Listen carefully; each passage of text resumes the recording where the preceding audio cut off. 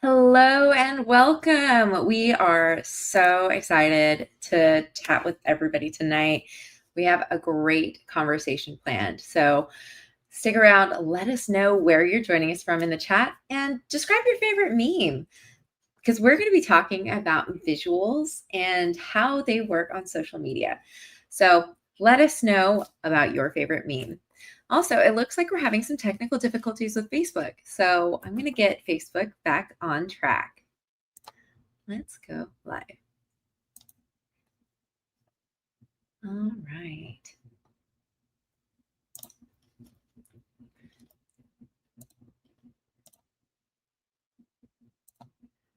Okay. Thanks everyone for joining us tonight. Are so excited to have this conversation. All right. Thanks for joining us. We have Worcester, Mass. Abby, I think you are with us often. It's great to see you back. We have Nebraska. We have Indianapolis. Hello. Hey, Double Maryland. Hello. We love the frogs too. Can we talk about the incredible visual that is the frogs? The frogs are so striking and they're such an interesting addition to the protest that we're seeing right now. It is something called tactical frivolity. And it is such a special thing to see in protests. So I love that y'all love the frogs because we love them here too. Now, as generally speaking, we always do, we like to make sure that we set our ground rules, be excellent to each other in the chat, make sure it is a space for community. Please don't spam the chat. Yes, we love to hear from you. Yes, we also want to hear from everyone else. So don't flood the feed. Additionally, be good to each other, be kind. If people are being abusive in the chat, we will smack down the ban hammer. We are heavy-handed on it here. So keep the chat friendly, keep it a community space. Also make sure that when you're chatting with each other, come from a place of curiosity. Offer each other the benefit of the doubt and assume each other's best intentions. We do have some community guidelines if you would like to take a look at those. So we will be popping those up here on the screen.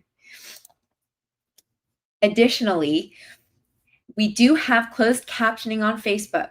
So if you are joining us on YouTube and you don't have closed captioning enabled in your YouTube hasn't caught up with closed captioning for live video. So go into Facebook.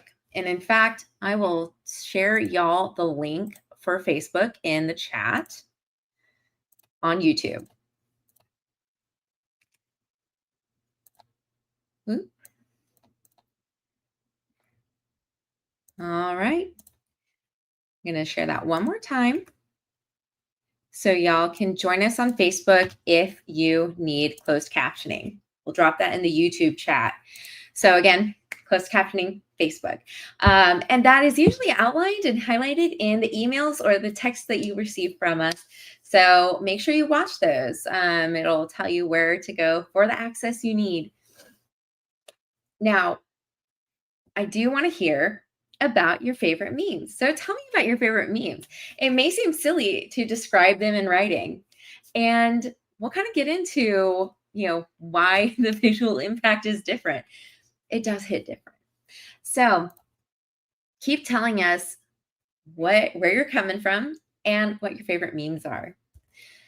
Finally, we will have Q&A at the end of the session. So if you have questions, drop them in the chat and we will get to them by the end of the session.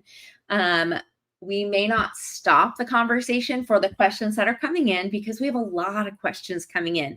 But don't worry, we are watching them. We are saving them. A lot of people may ask the same question, so we tend to consolidate those too. So ask your questions in the chat. We really do want to hear them and we want to answer them at the end. One last thing, this live stream will be recorded and available tomorrow on YouTube. So If you have to bounce early, that's okay. We have you covered. Everybody who registered for tonight's session will receive an email afterwards with the recording and with any resources that are shared tonight. So keep an eye on your emails. And if you need to go, don't worry, you can finish the session tomorrow on YouTube. Now let's see where we're coming from in the chat. We have Richard from the UK. Incredible. Thank you so much for joining us. It must be incredibly late for you. We have some West Coasters, West Coast, Best Coast. Let's see. We have Maryland. Hey. Okay, so meme making apps for the not so tech savvy. We will make sure to send our recommendation list with the emails. We have had sessions about how to make memes. So I'll make sure to include those recordings or the links to those videos in the email that'll go out tomorrow. Because yes, building your visual toolkit is going to require some meme making to a degree. So we're really happy to make sure that you have the basics under your belt, and we have those for you on YouTube. All right. Kermit drinking tea meme. Yes, that one is such a great multi-purpose meme. And I am very partial to the Kermit in like the cloak, the evil Kermit. Big favorite of mine. Let's see, we have, all right, San Jose, West Coast again. Shout out to your hometown though. Love that for you. Thanks for joining us for DC, or from DC. All right. We have a lot of folks joining us tonight. We're really excited to have you all. A group of frogs is called an army. I did not know this. That is fantastic. The frog informal wear making of, and I'm very pleased to announce. Okay, I don't know that one. But this is great. So it seems like in the chat, we have been leaning toward frog memes. Very appropriate for these times. And I love that for all of us. So we're just going to give it another maybe 30 seconds. And then we're going to get into the session. I can't pick my favorite SpongeBob meme. Honestly, SpongeBob is so full of memeable moments. Also, there is something so fun about, watching a show and seeing the meme moment, especially if it's a show that you haven't watched in a long time. And then you see it again and you remember, oh, that's where this came from. That's right. So Doug asks, why a frog? We have seen a lot of people wearing frog suits in the Portland protests. And it's, like I mentioned before, it's a tactic called tactical frivolity. It's basically doing something really silly to demonstrate that, the proclaimed threat is not actually threatening, but also to highlight how silly everything that is happening is. We use tactical frivolity to demonstrate how silly this administration is. We're using tactical frivolity to ruin the images that are coming out of the administration. They're trying to get, pictures and imagery of these cities that are on fire, and all they're getting are people in inflatable frog suits. So we are big fans of how to use visuals to tell the story. We do have a question. What is a meme? And I think the meme ladies will be explaining that a little bit for us tonight. And so, you know what? Let's get into it. Tonight, we are talking about something that drives algorithms, visuals. From memes to GIFs to headlines and protest photos, images are how stories travel now. They don't just reflect culture, they shape it. And if we want to defend truth and democracy online, we need to understand how visual strategy works. Tonight, we'll dig into how to identify visual strategies, the comparisons, contrasts, and ironies that reveal who's being centered and what's being sold. We'll look at how to implement those insights, from building meme repositories to tailoring reactions across platforms. And we'll explore the cultural ecosystem of social media itself, how different platforms shape what spreads and why. This is about sharpening our eyes, not just our messages, so that when we create online moves, people, not just pixels. Let's get started. Welcome to the stage, Drs. Leslie Honor and Dr. Heather Woods. Hi, we are so excited to be here with you this evening. First, thank you so much to the Women's March for hosting this space so we can talk about these different visual strategies we can use to shape public conversations on topics that we find important. Tonight, we are focusing on how is it that we build a meme library, right? So we know that memes are sort of internet shorthands or image shorthands. We'll get into the definitions a little bit more, but we're trying to talk about how we keep images in our back pocket or on our phones and computers, more accurately, in order to respond to people online and push back against disinformation or narratives that are inaccurate in some way.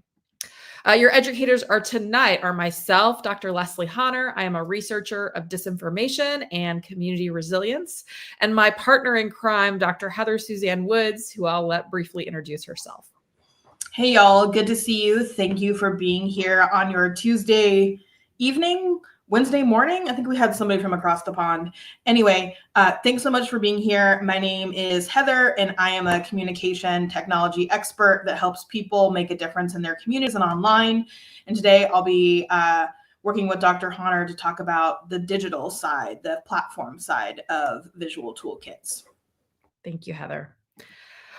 So using the chat, let's check in. What are you excited about for Halloween? And are you dressing up for Halloween? And I better see somebody say frog is their costume for Halloween, given the discussion. But if you would drop in the chat, what are you excited about for Halloween? And are you dressing up? Heather, are you dressing up for Halloween? I am. Okay.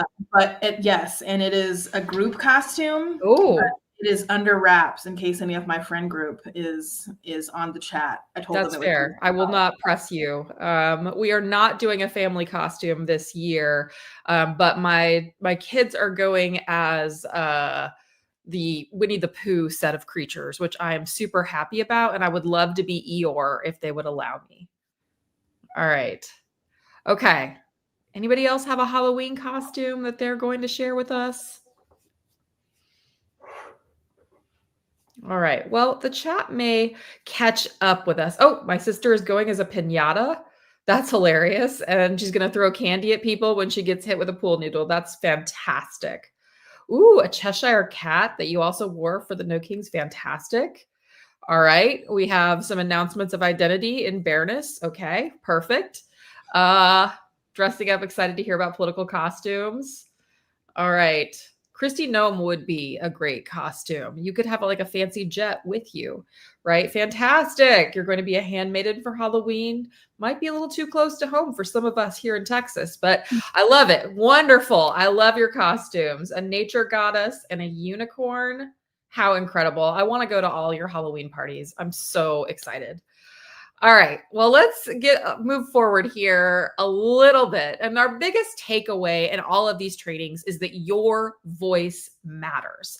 And it's so needed right now, right? We know that when we exist online, we're constantly being influenced by people who have nefarious aims, right? Who are guided by profits or the internet clout that they might get. And we need to remember that the voices of the people still matter. And we have the capacity to push back against these forms of disinformation or inaccurate information. And we do that by identifying a strategy and acting on that strategy.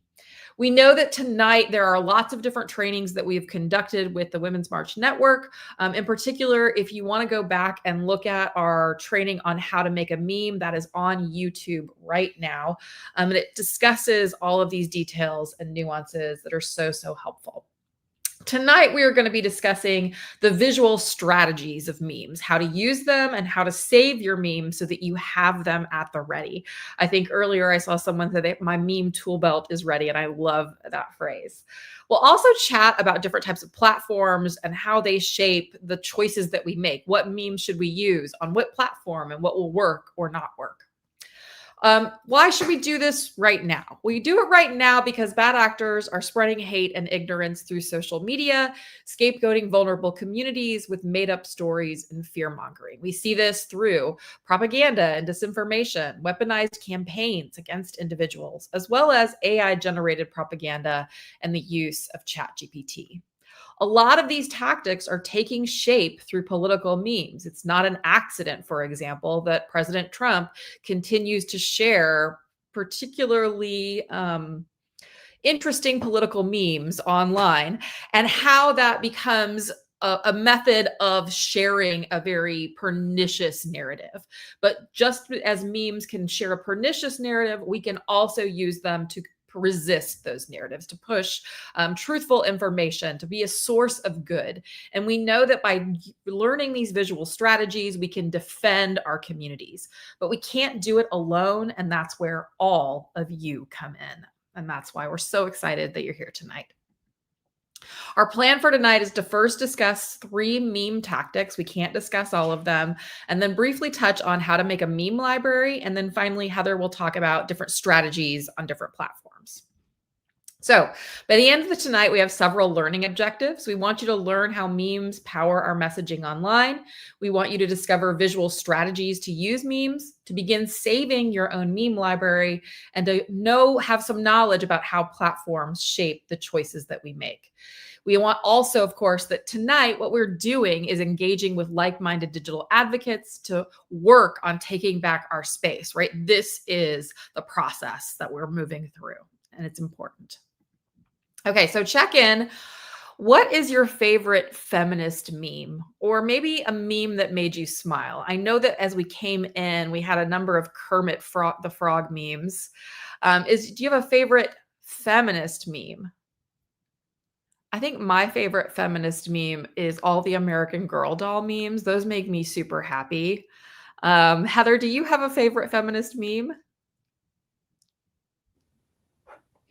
Not to shout out. Well, no, I'm going to shout out the organizers, but Women's March has been crushing it on their meme carousels on Instagram.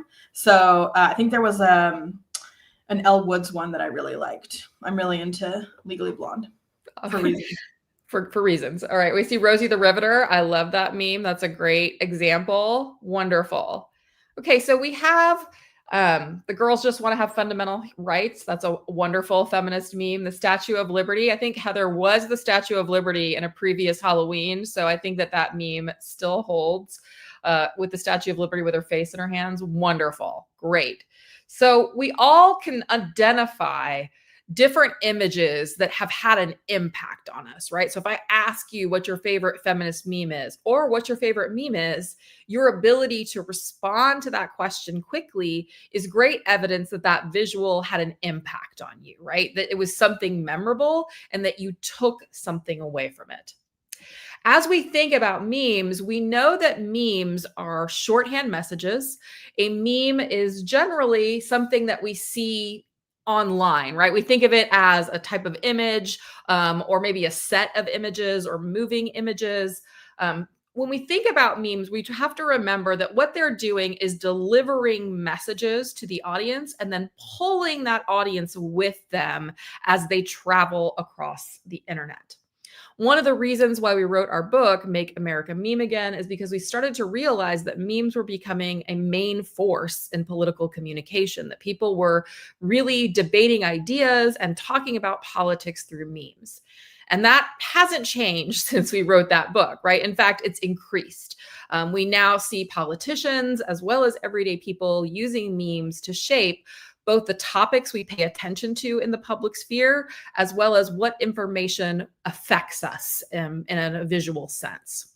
We know that memes can be weaponized against us, and they can move misinformation and disinformation easily without people knowing it But we can also share quality information with memes. We can shape a public conversation towards matters of the public good or matters that matter to all of us as people by using memes to shape the conversation. So, for our purposes tonight, when we use the phrase meme, we are talking about either still images that have impact font over them or any digital commonplace that goes viral and becomes a touch point for the audience.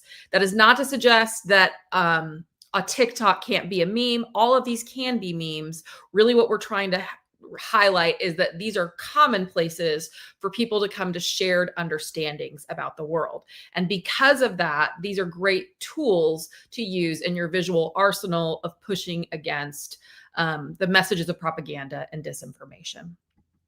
All right, so we know that memes come in a variety of formats, right? We cannot teach you all of those various formats tonight, though I would love to do that someday. Instead, we want to talk about these formats as visual strategies, right? That the formats of memes are voicing a particular position or argument as a type of visual strategy. And these strategies are useful to keep in mind as you're engaging online. So, knowing when to use a meme and how effective it will be in communicating a particular message is key. And so, understanding the meme formats as a visual strategy is super important. Tonight, we're going to discuss 3 visual strategies, though there are hundreds, if not thousands, of visual strategies using memes. The first we're going to talk about is a quick react. The second is juxtaposition or irony, and the third is storytelling. And much as Dr. Woods pointed out, I will be using Women's March memes tonight in order to explain it because they are on fire. Okay. So when we talk about quick reacts, when I think about quick reacts, what I'm sort of working through is this idea that if I see a claim online that I want to counter in some way, what I might do is post on my own feed a response to that argument or that narrative. Right. So this image was posted by the Women's March, right, highlighting the contradictions between who ICE is detaining and how we describe those individuals, right? So the administration might describe the people being detained as criminals, the so-called worst of the worst. And yet what this meme highlights is that the vast majority of those within ICE detention are innocent people, right, with no criminal record. And in any previous administration, these people would not be detained, right? So as we think about this quick react, what we're trying to do is undermine the information that we've seen and to create an alternate viewpoint or perspective that people can cling to. So this is one of those types of images. It's a quick react trying to undermine a mainstream narrative. But let's look at the next image, and I want you to tell me, what is this quick react doing? All right, so what type of persuasive tactics do you see in this meme, which is also from the Women's March, which has the character wearing a Make America Great Again hat, looking at Trump for the past couple of weeks?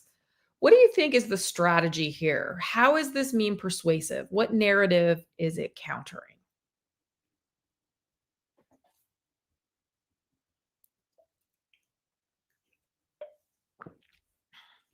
Heather, what do you see happening?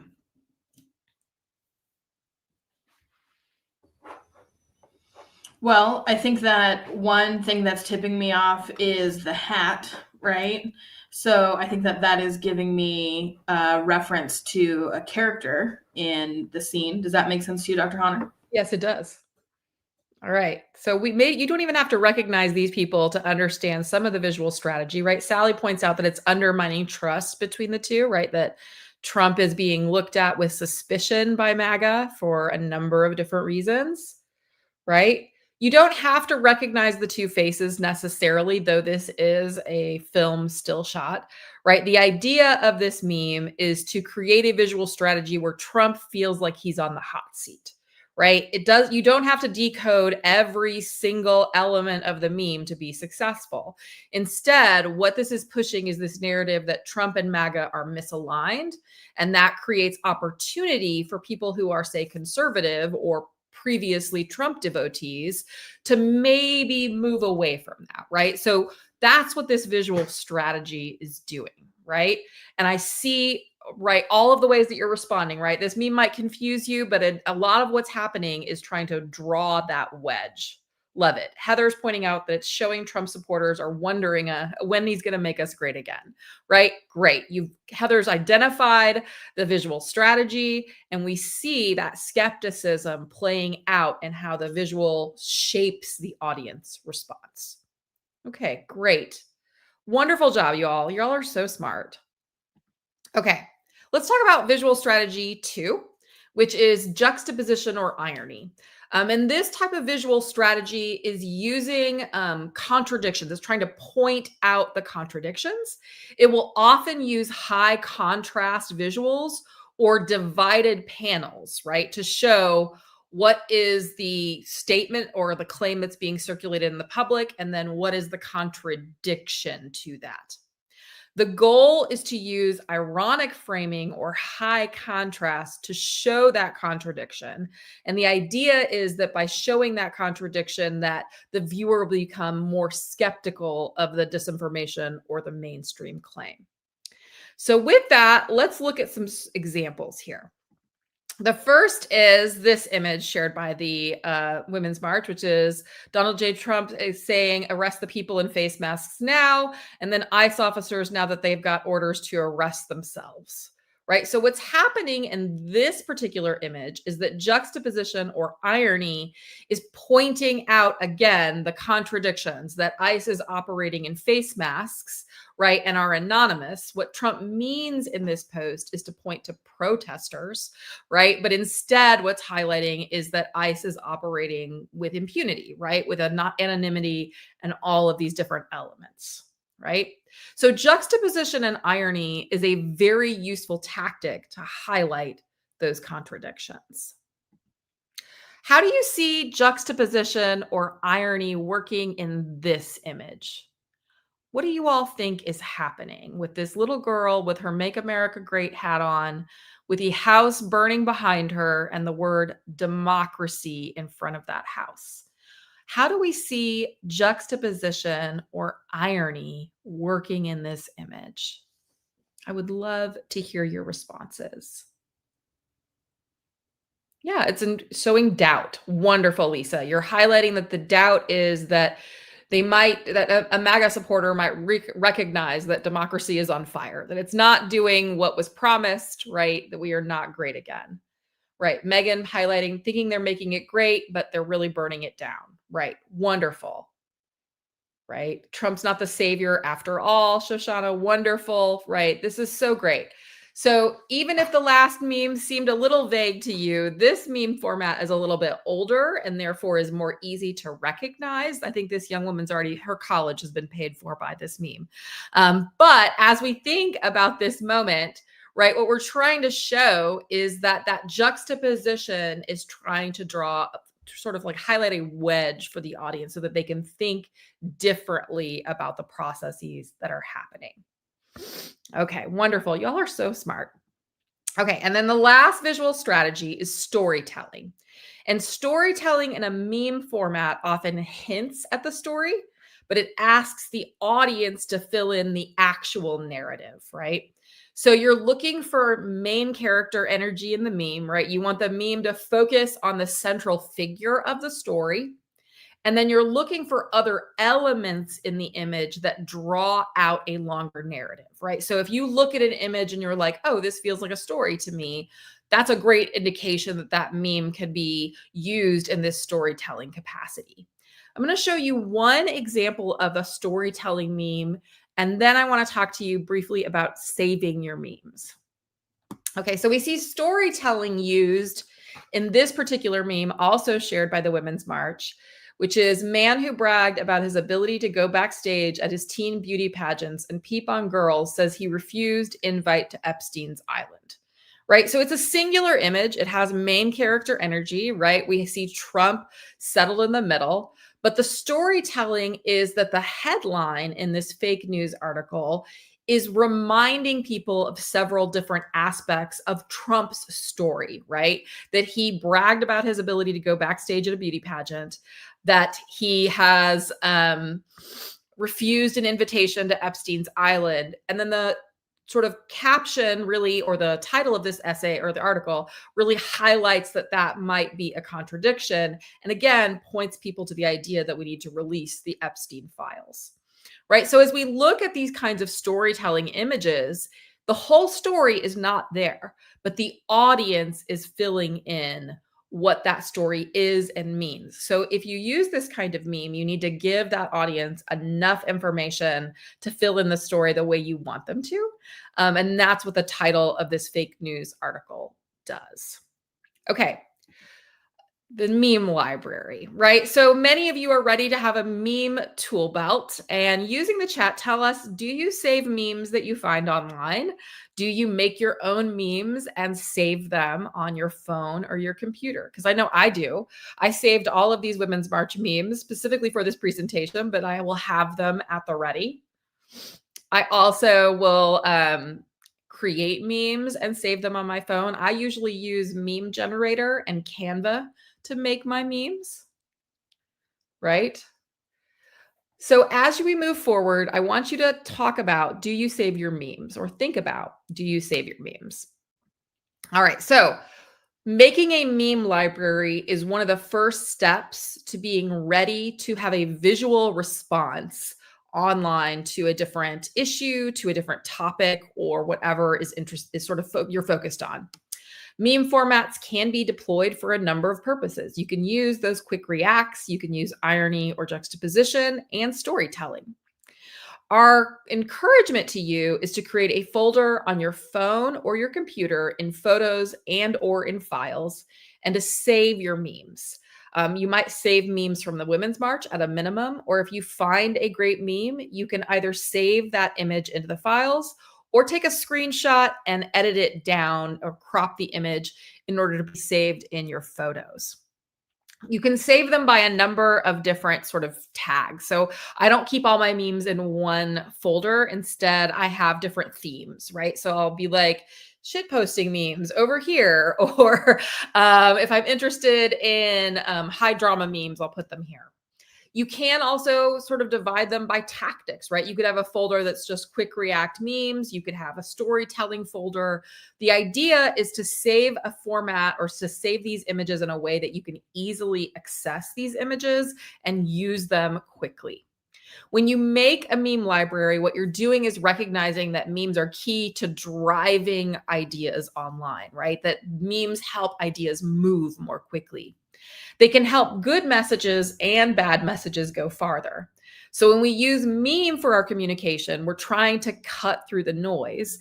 And by saving our memes and having those at the ready, we are more adept and able to create new narratives that the public and those of us who want to resist the mainstream sort of messages can pursue and really be armed with our digital communication.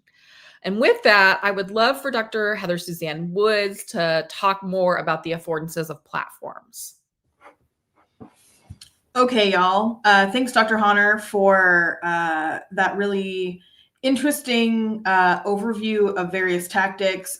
We prepared this obviously beforehand, but I'm really struck by how even when folks who are tuning in didn't know the context of a particular meme, they could use other sort of context clues to analyze what was happening in the meme.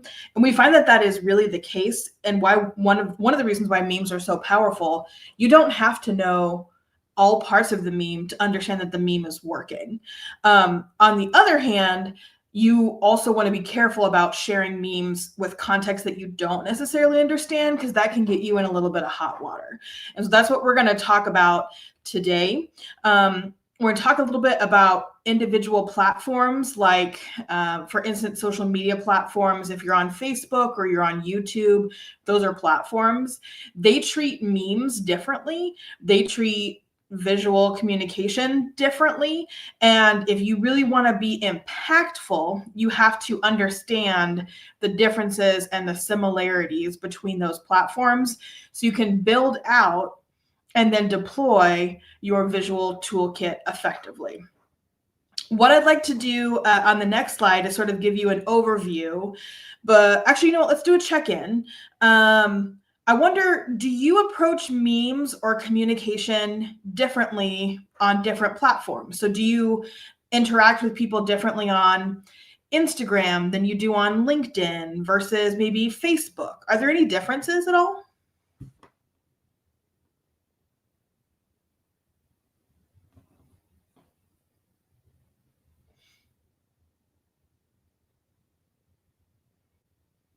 Do we communicate differently on different platforms?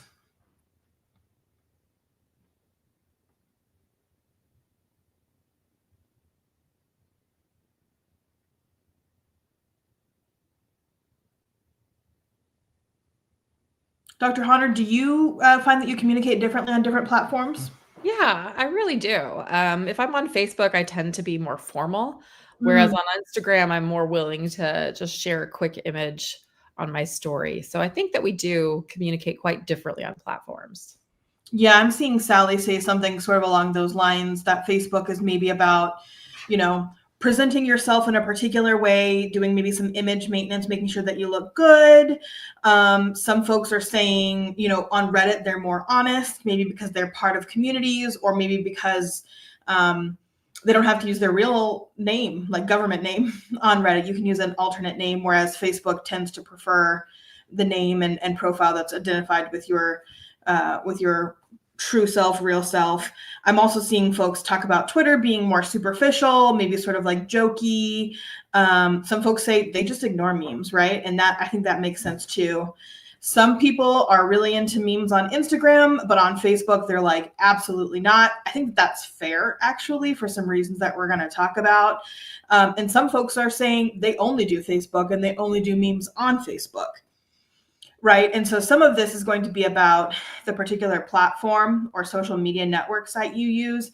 And some of it's going to be about the people that you engage with, or the people that you have friends with, or the community that you have on these particular different social sites, because they're going to influence how you interact. Yeah, very good. So I want to sort of distill our reaction platform strategies, or our meme platform strategies, into 3 sort of high level tips, and then we'll sort of get into some more question and answer section. The first is that we really want you to know your platform. And some of that is going to be knowing that platforms do different things, right? So Twitter is really focused on maybe shorter stream of consciousness, microblogging vibes, whereas Blue Sky might be a different perspective, or Threads might be a different perspective. But by knowing what the different platforms do, you can help either boost your content, or make sure that your content gets through algorithmic gatekeeping. And we'll talk a little bit about that too. I also want you to know your platform culture. I'm hearing some folks in the chat say, on Facebook, I have to perform a particular type of self. I have to be a good version of myself, or a version that I want other people to perceive. That might be because the community that you have on Facebook is different than the one that you have on something else. And we'll talk about that as well. I also want you to fundamentally know yourself. Sometimes being online has been difficult because you can scroll and see the most beautiful, uplifting thing in the world, right? You see that Women's March Instagram post, or you come upon a live stream from Women's March, and you're like, this is it. These are my people. Or you see something funny, or I've been watching a lot of We Rate Dogs videos because they're joyful and lovely. And then you can also see breaking news that is just absolutely devastating and can damage the psyche. So I want you to also consider your capacity and your interests, your skills, and your limits when deploying memes. And I kind of want you to find your lane. I want you to figure out what you care about, and who you can communicate that to. Because this is a message that we've been saying since the very beginning of Digital Defenders. You do not have to be an influencer with thousands or millions of followers or friends to have an impact. And actually the research shows that if you're in your lane, you know your audience, you know your platform, and you talk to people, your best influence tends to be local. So if you're feeling, well, posting a meme doesn't do everything, it doesn't solve all of our problems, right? It's not going to fix, the government shutdown, right? Like one particular meme isn't going to do that, but you can make a difference in local communities that build up over time. And that sort of capacity or collective effort is what we're really hoping for Digital Defenders. So let's transition to knowing your platform. And the TLDR, which stands for too long didn't read, which is some shorthand, is that know what the platform wants of you.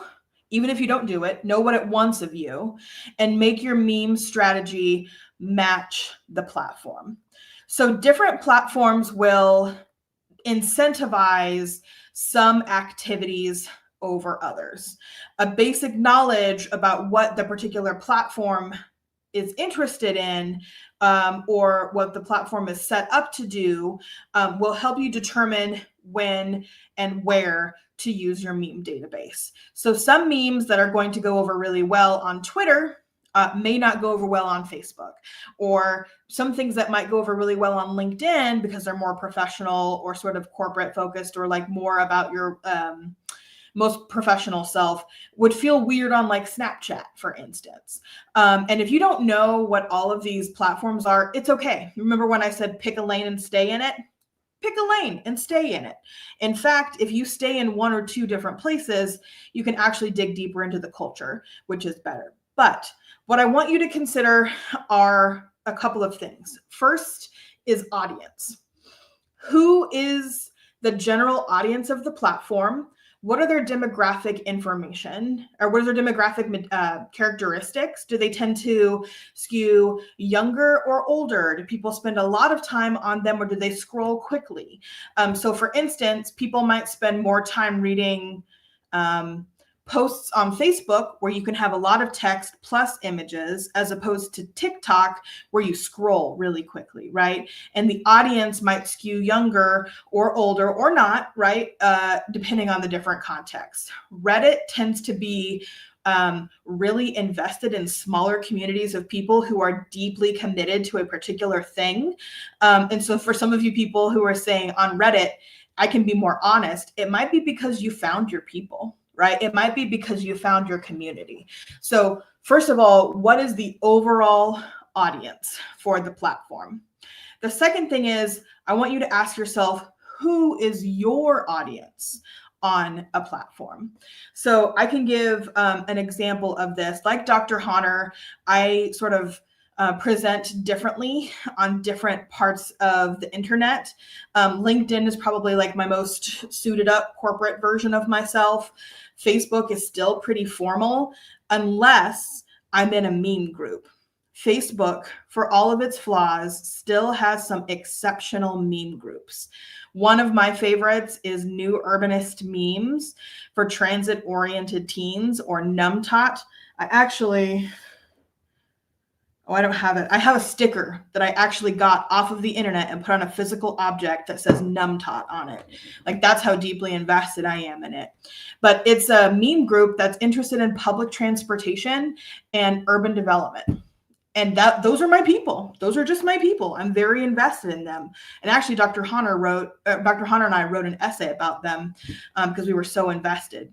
So in that moment on Facebook, I've got like my friends and my family. I've got people from high school. I've got people from professional contacts. And then in NUMTOT, the New Urbanist Memes for Transit-Oriented Teens, I got people who nerd out about public transit, who know who Robert Moses is, who do art using bus tickets, who like rank airports based on how good their public transit connections are. Like, just nerds, right? But nerds with a particular, they're my nerds, they're my people. So knowing your audience is going to be helpful in that context as well.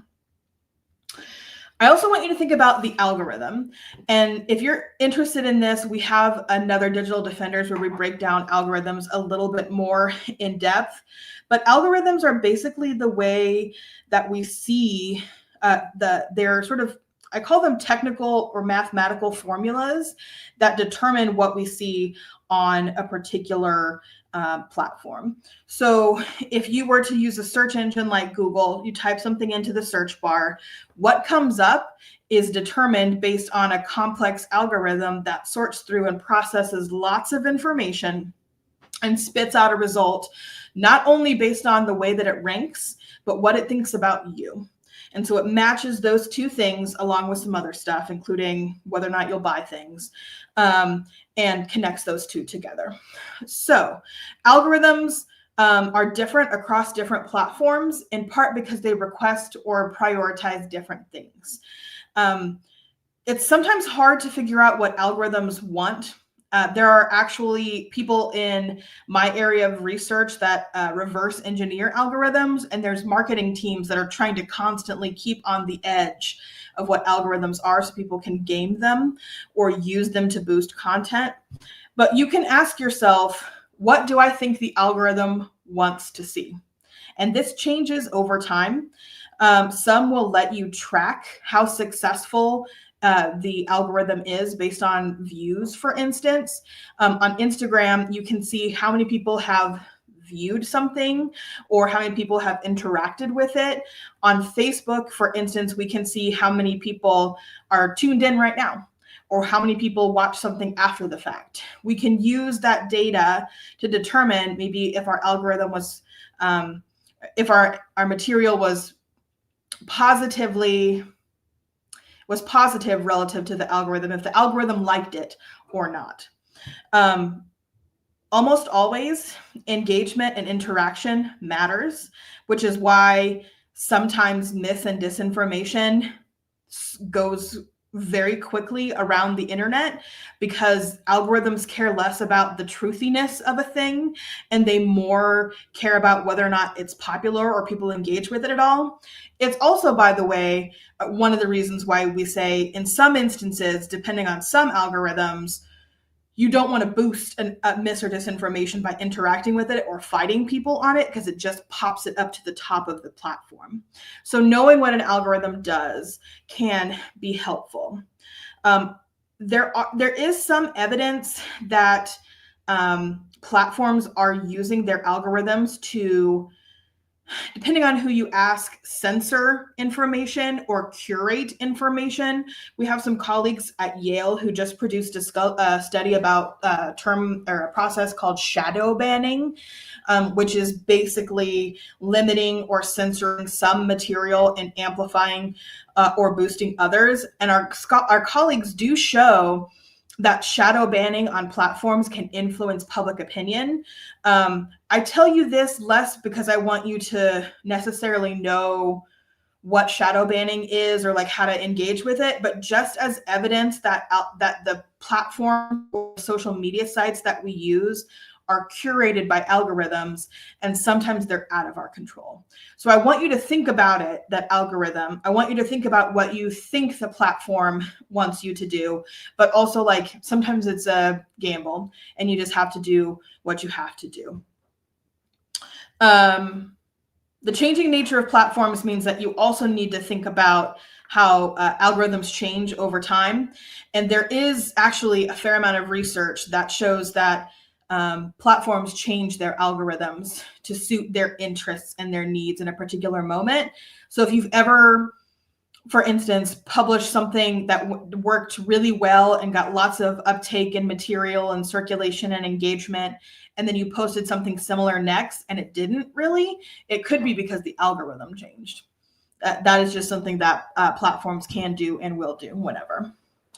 I also want you to know the culture, and we've sort of introduced this concept a little bit earlier, but particularly in more small scale or topic focused meme groups, there are some cultural norms that influence the use of memes, and that can affect what is considered appropriate or not appropriate. And this matters from a basic human relationship perspective, because you don't want to unnecessarily undermine your credibility or message reach. Some of these norms are sort of informal, like people will self-police or sort of say, hey, that was weird. Sometimes they're more formal, and there are rules or regulations or community guidelines. And if you break those, you might lose access to post it all, right? Sometimes they're called community standards or FAQs. Oftentimes, platforms outsource the policing or discipline of these spaces to moderators or admins who might be called mods or admins or modmins.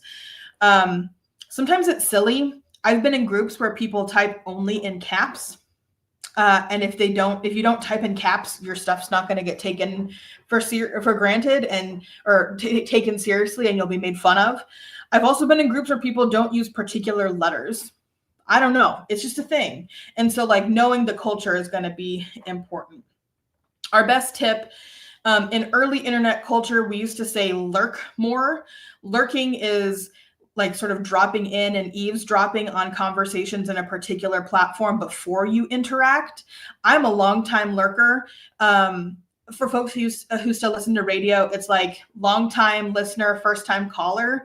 Listen in and see how people are talking. Is there like a particular vibe? Don't immediately run into a community and spam it with things that aren't relevant.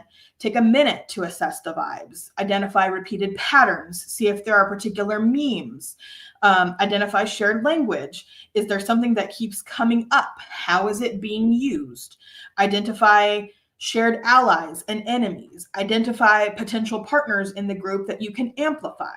All of these things will help your meme reactions go further.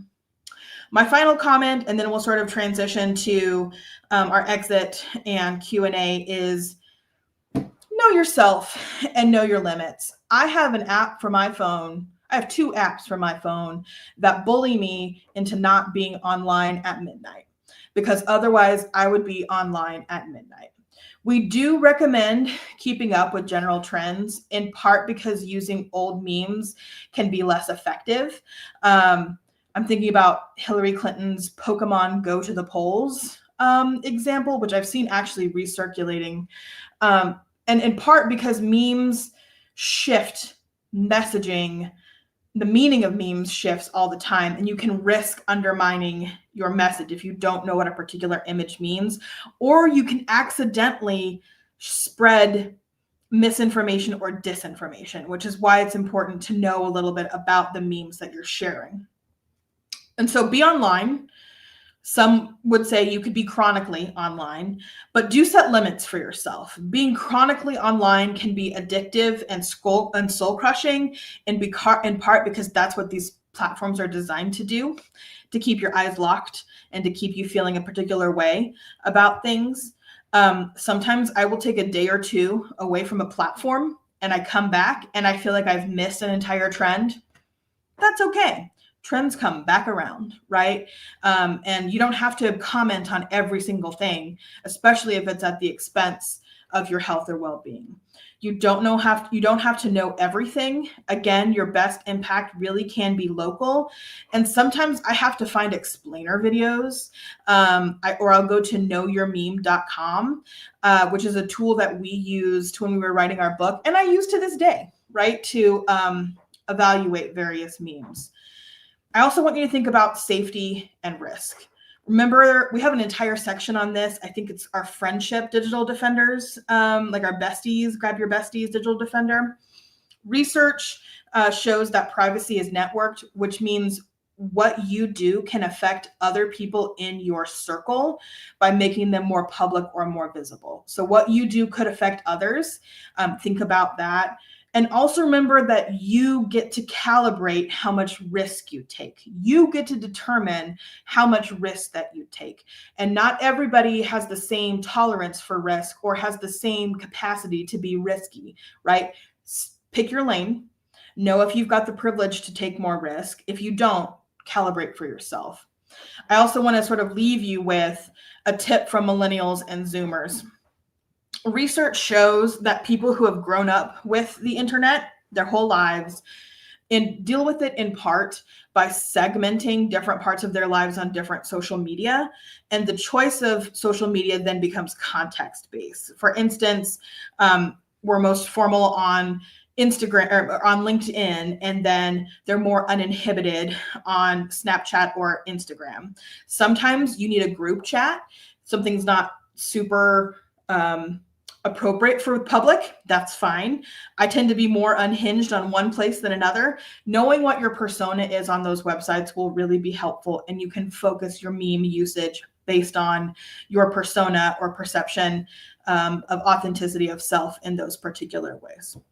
So if we're transitioning toward the end of our conversation, we're going to go ahead and open it up for some Q&A.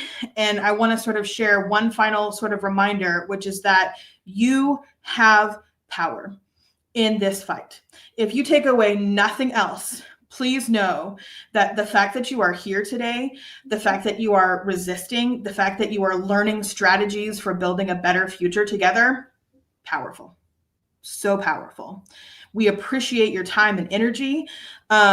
And we're going to, if we advance the slide 1, we have an exit ticket. I know there are also some questions that we can move to.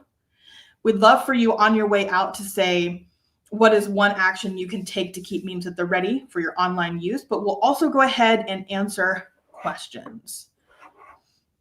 Dr. Honor, I think we had one about deepfake videos. Do you want to take that, or you want me to? I didn't see the question. So if you saw the question, that would be helpful. Yeah, it was from Mary. Oh, thank you. Oh, okay. We have actually an entire Digital Defenders from August of this year on that. Our recommendations at the very high level are to pay attention. Actually being attentive and not moving too quickly is really helpful. Assume images have been manipulated first.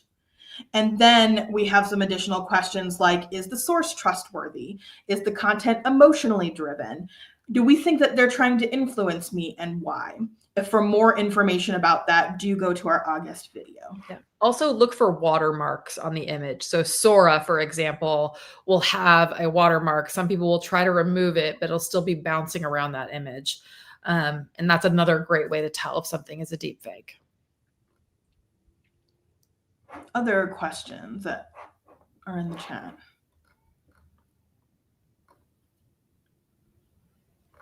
We've had some really vibrant conversation in the chat tonight. Lots of people are talking about how they use memes. I do have a housekeeping kind of question that I'll pop up here. Is Women's March YouTube channel by paid subscription? No, it is not. This is, our gift to you. It is a free resource that we hope that you will use, that you will share with other people who you think will use it. And we hope that it is helpful information for you, because there is a lot of information. We have done a really extensive set of sessions here with Digital Defenders. Doctors Woods and Honor have been so generous with their knowledge and their skill in sharing how to make a meme, how to identify AI and fakes. There's so much to use in our YouTube channel, and we hope that you will, in fact, use it. The live tab is going to have all of the past sessions of Digital Defenders and then some. We have other programs as well, like mass calls. Those are often about organizing for specific events, for specific causes and purposes. And we also have a new program called Reading the Revolution. Reading the Revolution is our love letter to literacy.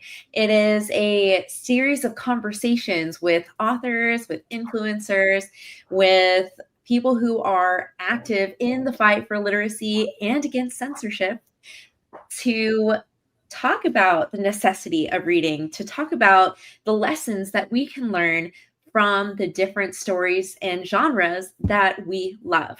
And there is no pre-reading required.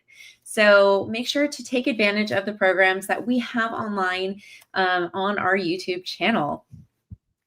And I am not seeing any more questions. But I will say on my phone, I do have a specific folder just of memes. and one that is just of reactions. The way that they are coming up in TikTok is so different now too.